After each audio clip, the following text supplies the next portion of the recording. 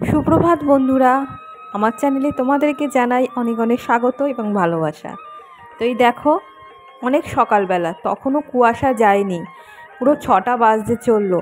হঠাৎ ঘরের ভেতর থেকে শুনতে পেলাম কিসের যেন আওয়াজ হচ্ছে পুকুরে। গিয়ে দেখি সব মাছ ধরছে। যাওয়ার সঙ্গে সঙ্গে মাছ ধরা শেষও হয়ে গেছে। মাছ ধরাটা যদি দেখাতে পারতাম তোমাদের খুবই ভালো লাগতো।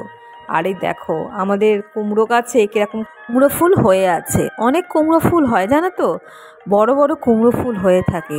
তো মাঝে মাঝে মনে হয় ভাজা খাই, কিন্তু জানলার পাশ দিয়ে পেছন দিক দিয়ে যাওয়া যায় না, এত এবড়ে খেবড়ো রাস্তা, তারপরে কাটা ভর্তি গাছে, আশেপাশে কাটা খোয়া, এগুলো মারিয়া যেতে পারি না। আর এই দেখো, আমের মুকুল দেখেছো? ওই যে বড় গাছটা আছে না পুকুর পাড়ে, পুরো আমের মুকুলে ছেয়ে গেছে। আর ফুলের মধ্যে হয়ে আছে এই জবা ফুল আর বেগেনভেলিয়ার গাছটা, কি সুন্দর লাগছে দেখতে।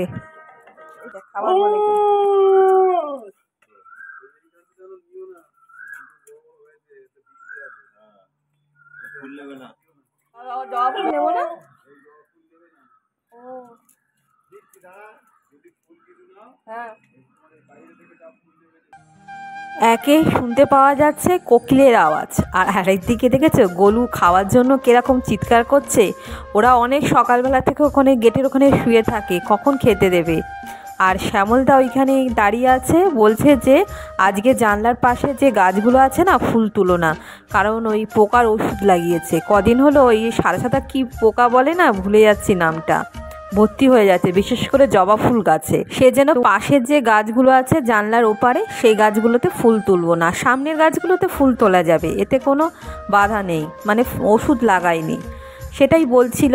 সকাল থেকে বাইরেটা অনেকবার পরিদর্শন করা হয়ে গেছে, ছাদে গেলাম, তারপরে বাইরে ওই ফুল গাছগুলো লক্ষ্য করছিলাম, গাছে কিছুটা জলও দিলাম উপরে গিয়ে। এবার একটু চা খেতেই হবে, চা না খেলে যে বাকি কাজগুলো আছে সংসারে আমার জন্য চেয়ে রয়েছে, সেই কাজগুলো একদমই করা হবে না। মাঝে মাঝে না আমার বর এত আবদার করে, বিশেষ করে সকালবেলাটা আমি ওকে বলেছি যে আমি গোপালকে তুলছি, তুমি বঞ্চ একটুখানি চা বসিয়ে দাও, তারপরে আমি দেখছি। কিন্তু না, নয়, সকালবেলাটা বইয়ের হাতে চা না খেলে ও সকালটা সকাল মনে হয় না, দিনটাই যেন ভালো লাগে না, শুরুটাই না, বলে যে সকালবেলা তোমার হাতে চা না খেলে আমার দিনটা শুরুই হয় না। সংসারে থাকতে গেলে এই আবদারগুলোকে মেনে নিতেই হবে, এইটা হচ্ছে ভালোবাসার আবদার। বেলা সকলকে জানাই প্রভাত।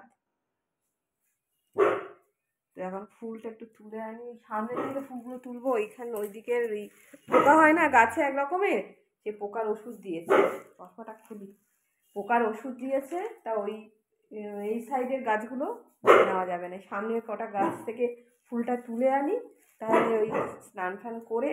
বাবা চলে এসছে, তো বাবাকে বললাম একটু বসো, চা তো হয়েই আছে। আর সব থেকে হাস্যজনক যেটা, বাবা যখনই আসে তখন রাস্তায় যত কুকুর আছে বাবার সঙ্গে সঙ্গে আসে। কেন বলো তো, বাবা ওই কুকুরদের খুব ভালোবাসে, বিস্কুট খাওয়ায়, দোকানে পার্লিজি বাবার পকেটে থাকে 2-3টে, তো ওই খাওয়াতে খাওয়াতে আসে, তারপরে এসে বলছে যে ওই কুকুরগুলো দাঁড়িয়ে আছে, যে হ্যাঁ ওদের খাওয়া হয়ে গেছে সকালবেলা।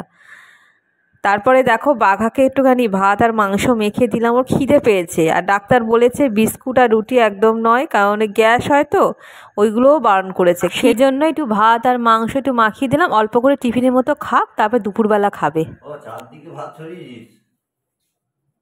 যা না খেয়েছে তার থেকে ছড়িয়েছে, সত্যি কথা, চারিদিকে ভাত ফেলে। বাবা বলছে গাছ তো ওই বলা যাবে না, গাছপুত্র শুনছে আবার, ঘরটা ঝাড় দিচ্ছি, এদিকে এদিকে সব ময়লা। কর্তামশাই বেরিয়ে গেল, কিছু খেয়ে গেল। ও হচ্ছে রুটি ছিল কালকেকার রুটি, তারপরে একটু কলা মিষ্টি দিয়ে খেয়ে গেল। আর আমি ভাবছি কলা মুড়ি দুধ এইটাই খাবো। আর তাড়াহুড়ো করে জামা কাপড়গুলো ভাঁজ করে নিচ্ছি। জামা কাপড় ভাঁজ করা একটা কাজের মধ্যে পড়ে, জানো তো, অনেকটাই সময় লাগে। সকালবেলাটা করি বিশেষত, সকালবেলাটা প্রচুর কাজ থাকে, একটা না সাথে সাথে আর একটা কাজ চেয়ে থাকে। প্রত্যেক দিনই ভাবি যে তাড়াতাড়ি করে কাজগুলো এগিয়ে রাখবো, রান্নাটাও তাড়াতাড়ি করব, কিন্তু একটার পর একটা কাজ থেকে থাকে না। আর সকালবেলাটা জানো তো এনার্জেটিক, সকালবেলাটা যতটা দ্রুতভাবে কাজ করা যায় অন্য সময় সেটা করা যায় না, বিকেলবেলাও করা যায় না। আর আমি অনেক রকম কাজ থাকে না, সেই জন্যই আরও করতে পারি না। দেখো ভালো করে জামা কাপড়গুলো ভাঁজ করে নিলাম, আর কটা জামা কাপড় ওই ঘরে রেখে দিলাম, কারণ একটু পরে বেরোতে হবে। আশেপাশে একটুখানি গুছিয়ে রাখলে সুবিধেও হয়, বেরোনোর সময় আর খুঁজতে লাগে না। তো এই যে ঝাঁটাটা দেখছো না, এই ঝাঁটাটা কত উপকারী জানো? এইটা পুরো বয়স হচ্ছে 7 বছর আগেকার ঝাঁটা। তো এইটাই আমার বর এনেছিল, আর বিশেষত লোমগুলো ভালো মতন ঝাড়াও যায়। এই লোম ঝাড়ার জন্যই আরও এই ঝাঁটাটা খুব উপকার, মানে কাজে দেয়। তারপরে দেখো এই যে বলছিলাম না দুধ মুড়ি কলা দিয়ে খাবো, খাওয়ার সময়টুকুও নেই। খেতে খেতে ভাবলাম যে একটুখানি খাই আর বোতলগুলো ভরে নেব। দেখো বোতলগুলো নিয়ে বসেছি, বোতলগুলো না ভরলে হবে না, কারণ জল তেষ্টা যখন পাবে তখন জল থাকবে না কাছাকাছি, কিরম লাগে না? ওই জন্যই বোতলগুলো ভরে নিলাম, আর তার সঙ্গে সঙ্গে খাওয়াটাও সেরে নিচ্ছি। বলো আমাদের গৃহিণীদের কাজ যেন কিছুতেই পিছু ছাড়তে চায় না। এখন প্রায় 8:30 বাজে, 11:30 বাজে। তার সঙ্গে সঙ্গে বোতলগুলো ভরে নিলাম, কারণ এরপর আর সময় হবে না। দুটো ঘর মোটামুটি ঝাড় দিয়ে বিছানা সব ঠিকঠাক করে ওই ঘরটা পুরো গুছিয়েছি। তাও কত এখন সময়ের অভাবে না জামা কাপড়গুলো কিছু আলমারিতে রাখতে পারছি না, অনেক জামা কাপড় আছে বাইরে। তো ওই আলমারিটা, ছোট আলমারিটা তো এসছে, ওর মধ্যে কিছু গুছিয়ে রাখতে হবে, সময় বড্ড অভাব, তাই ব্যাপার। খেয়ে নিই, তারপর খেয়ে নিয়ে দুটো ঘর মুছবো, মুছে দু একটা বাসন আছে, কালকে রাত্রেবেলায় বাসন মেজে রেখেছি, কয়েকটা দু একটা আছে, সেগুলো মেজে নিয়ে স্নান করে পুজো দিয়ে তারপরে রান্না বসাবো। স্নান করেই আনতে পারবো, রান্না বসা যাবে। চলো বন্ধুরা খেয়ে নিই।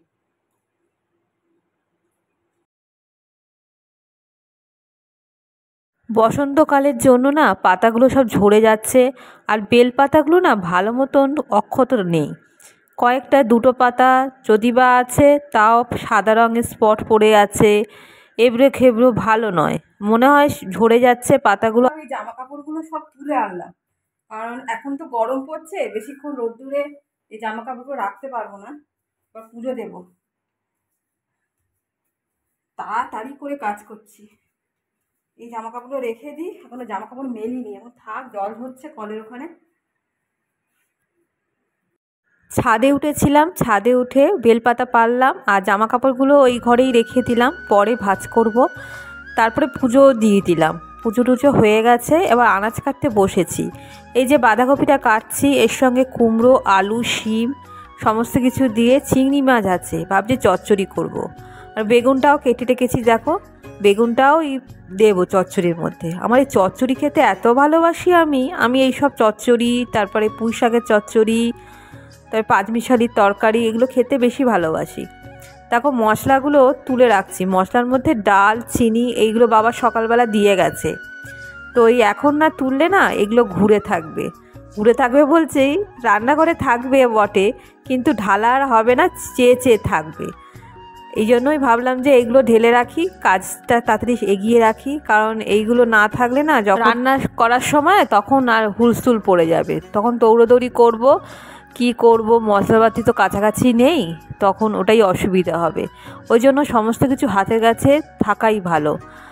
দেখেছি, আর বেগুন আলু, এই বেগুন আলু ভেজে রেখেছি, সমস্ত কিছু দিয়ে একটা চচ্চড়ি করব চিংড়ি মাছ দিয়ে। চিংড়ি মাছটা এটা ভাজছি,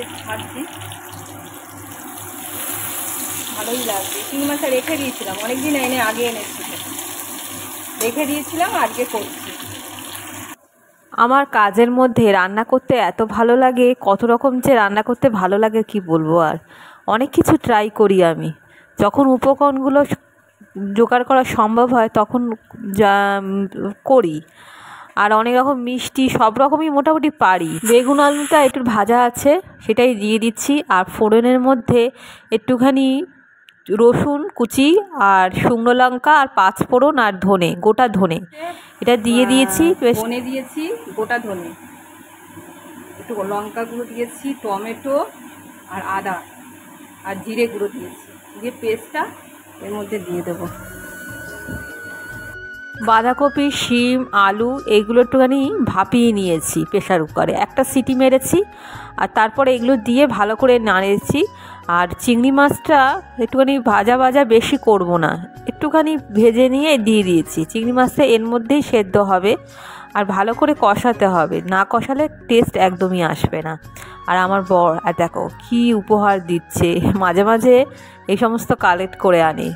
ডবল পাপড়িওয়ালা অপরাজিতা ফুল, এই ফুলটা এই চত্বরে নেই, এটা চাই আমার পুরনো বাড়ি থেকে এনেছে। পুরনো বাড়িতে অনেক রকম গাছ হয়েছে জানো তো, আর এই গাছটা না এইখানে লাগাতে হবে, সেটাই বলছিলাম। ও বললো যে বর্ষাকালে ওটা দিতে হবে, দানাকেই হবে। আর ফুল সংগ্রহ করা ওর একটা হ্যাবিটের মধ্যে আছে। তো এই দেখো এই যে ডালটা করেছি না, এটা হচ্ছে পুঁই শাকের ডাঁটা দিয়ে আর নোটের ডাঁটা দিয়ে। সেই নোটের শাক এনেছিল, সেই ডাঁটা কটা রেখেছিলাম, আর কি সুন্দর হয়েছিল সেটা তোমরা দেখাতে পারিনি। চিংড়ি মাছ দিয়ে পুঁই শাকের ঘণ্টটা ওটা মা পাঠিয়েছিল। তারপরে বিকেলবেলা চলে এলাম। এই বিকেলবেলা বাইক পরিষ্কার করছে, বাইকটাকে বেশ যত্ন করে রেখে দেয়।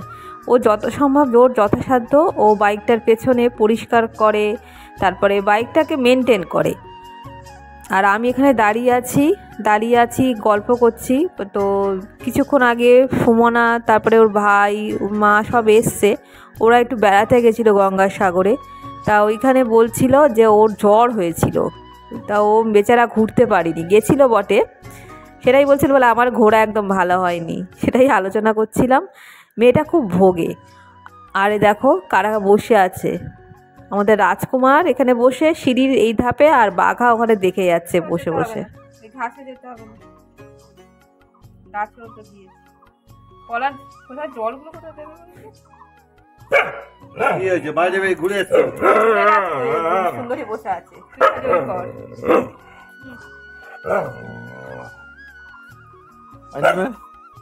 নেমে আয়, চলে আয়।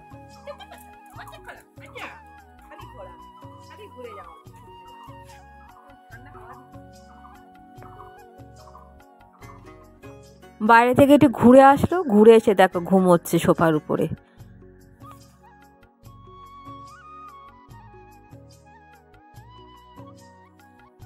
দেখুন বেরিয়ে যাচ্ছ, লাইটটা জ্বালিয়েছো বাইরে। চা করেছি, চায়ের সঙ্গে তো কিছু একটা খেতে হবে, তাই ভাবলাম যে মুড়ি আছে তার সঙ্গে একটু ঝুরি ভাজা মিশিয়ে নিই, খাওয়া হয়ে যাবে। ঝুরি ভাজাটা সাধারণত আমার কাছে থাকে, আর মুড়ি ঝুরি ভাজাটাই বেশি সন্ধেবেলা আমি ওই চা দিয়ে খাই, আর না হলে বিস্কুট। এটাই, ভারী কিছু খাই না, এমনি তো বেলা করে খাওয়া হয় সেই জন্যই। তো চা নিজে নিজে খাচ্ছি, আর দুধ চা করেছি আজকে। 2-3 দিন পরে মনে হয় দুধ চাটা করলাম। আর বাঘা দেখো ওর খিদে পেয়েছে, তার জন্য হাই তুলছে। কি হয়েছে, খিদে পেয়েছে? না খিদে পেয়েছে, খাবে? তো এই সন্ধ্যেবেলার টাইমটাও খুব খিদে পায়, বসে আছে। বাঘাকে একটু খেতে দিলাম, একটুখানি মাংস ছিল সেটাই দিয়ে দিলাম। ওর জন্য আনতে বলেছি, কারণ ও তো ওইটা না খেলে, চিকেনটা না খেলে কি দেবো আর। আর যেহেতু ওকে এখন কিছু দিতে পারছি না, বিস্কুট বা রুটি, ওই জন্যই ওই একটুখানি ভাত দিই, এটাই আর কি। তো এই দেখো চা খাচ্ছি আর বসে বসে নিশ্চিন্তে, আর টিভিও চালিয়ে দিয়েছি। আমার বরের জন্য একটুখানি চা রেখে দিয়েছি অল্প করে, ও দুধ চা খেতে একদমই পছন্দ করে না, যেহেতু অ্যাসিডিটি সেরাম হলে ওকে একটু র চা করে দেব। আর বলছিলাম না যে মাংস আনতে বলেছি, ওকেও বলছিলাম দেখো ও খিদে পায় এই সময়টা, ওই জন্যই মাংস আনতে বলেছি। বন্ধুরা এরপরে আর আমার নিজের যে সমস্ত কাজ আছে সেগুলো সারবো। ভাত তরকারি তো রয়েছে, দুবেলার মতো করে রেখেছি, রান্নার আর সেরকম ঝামেলা নেই, শুধু বাগার মাংসটা করলেই হয়ে যাবে। তো এই সারাটা দিন এইভাবেই আমার কাটলো। বন্ধুরা ভিডিওটা এখানেই রাখছি, আবার দেখা হবে নতুন একটা ভিডিও নিয়ে তোমাদের সঙ্গে। তোমরা ভালো থেকো এবং সুস্থ থেকো। টাটা বন্ধুরা, শুভরাত্রি।